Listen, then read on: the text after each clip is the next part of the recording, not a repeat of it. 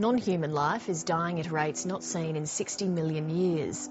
Scientists are calling it the sixth great extinction, a catastrophic drop in the number of the world's plant and animal species. Are we facing an amphibian extinction crisis? We are absolutely facing an amphibian crisis, a very severe one. Amphibians.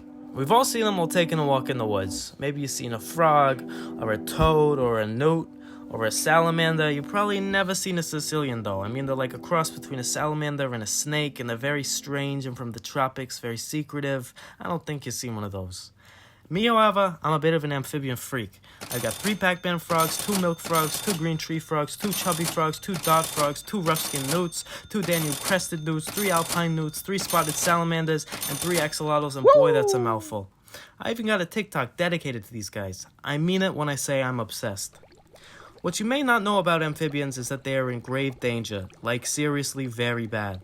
So why not stick around and learn a few things about these amazing group of animals? You might even be able to help.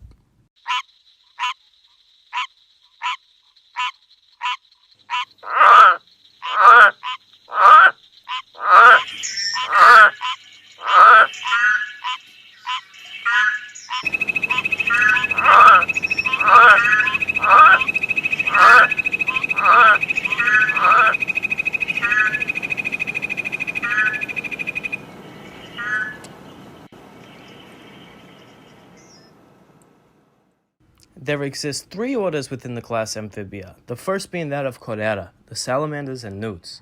For these guys, there's only 390 species, and they prefer cooler climates and reside for the most part in the northern hemisphere. The second and the most successful order is that of Anura, the frogs and toads.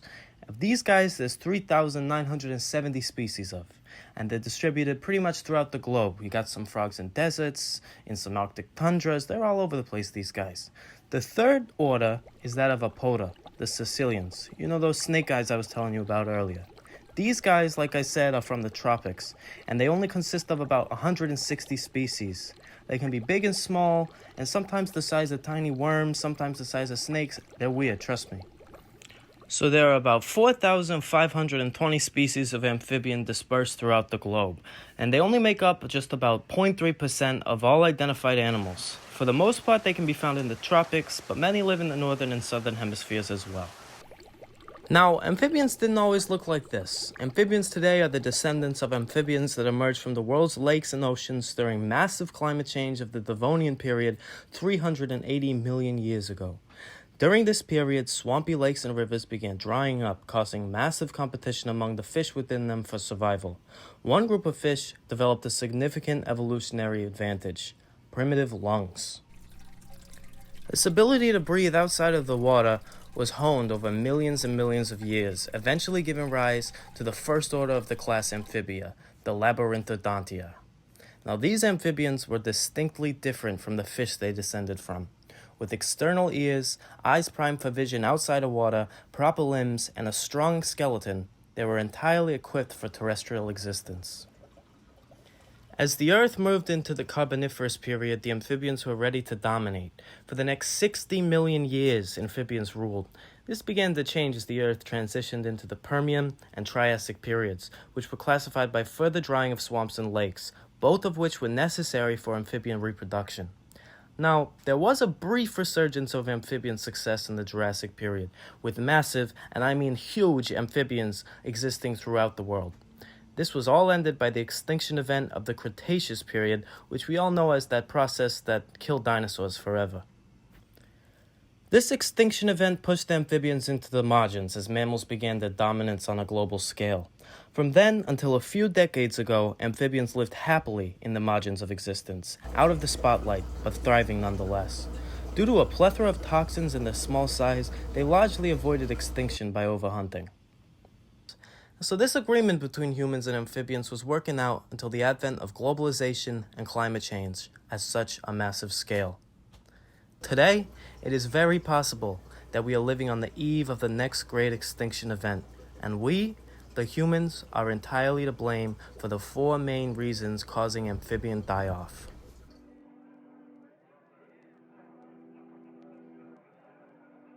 Now, the first threat to amphibians that we humans pose to them is that of pollution.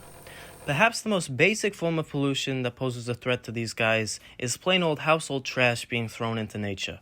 In some places, this prevents dart frogs from accessing the bromeliads in trees that they use to reproduce.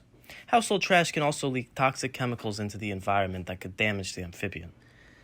However, it's not household trash that's what's causing scientists the most worry when it comes to pollution. Pesticide runoff is the most worrying, as these chemicals can do massive damage to amphibians. They can effectively change an amphibian's sex, cause debilitating mutations, and ultimately kill them.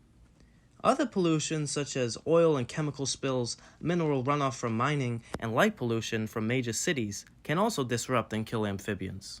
Horrible.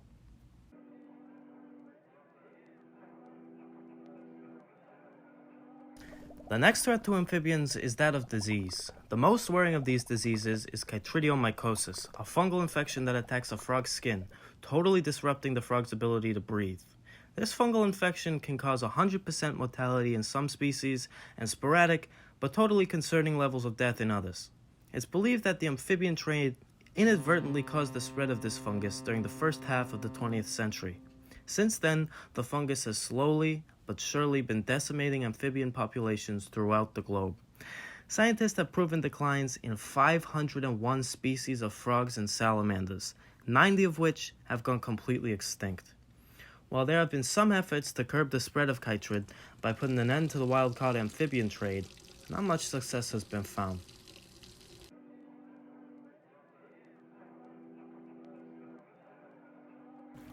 The third threat to amphibian existence is that of habitat destruction and degradation. Habitat destruction is defined as the complete elimination of a regional or local ecosystem, resulting in the loss of its original biological function. Typically, this is caused by urbanization, deforestation, and mining for economic growth. This behavior can outright destroy an amphibian's natural territory or fragment it to the point where an amphibian can no longer reproduce.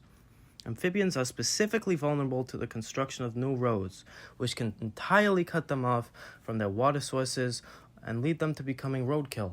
How horrible is that?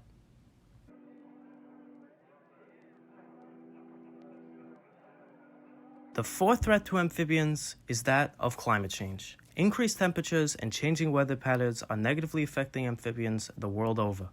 Scientists fear that hibernation periods will be totally disrupted by warmer winters. This can result in starvation-related deaths and reproductive issues. Amphibians are also very vulnerable to drought, which is on the rise throughout the globe.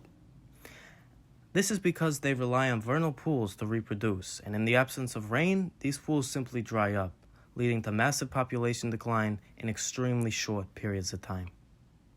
Now, each one of these threats to amphibian existence is concerning, but the combination of all four presents us with a dire situation. It can be overwhelming to think that this amazing group of animals, so deeply embedded in Earth's natural history, could be on the verge of total destruction. Do not lose hope, however, as our collective and individual efforts, though seemingly futile, can help our slimy friends. So here's what you gotta do. First of all, stop using pesticides. They're awful anyway, and they're only damaging amphibians. Second, consider making your yard amphibian-friendly by allowing leaf litter to accumulate, giving them a nice environment in which to thrive.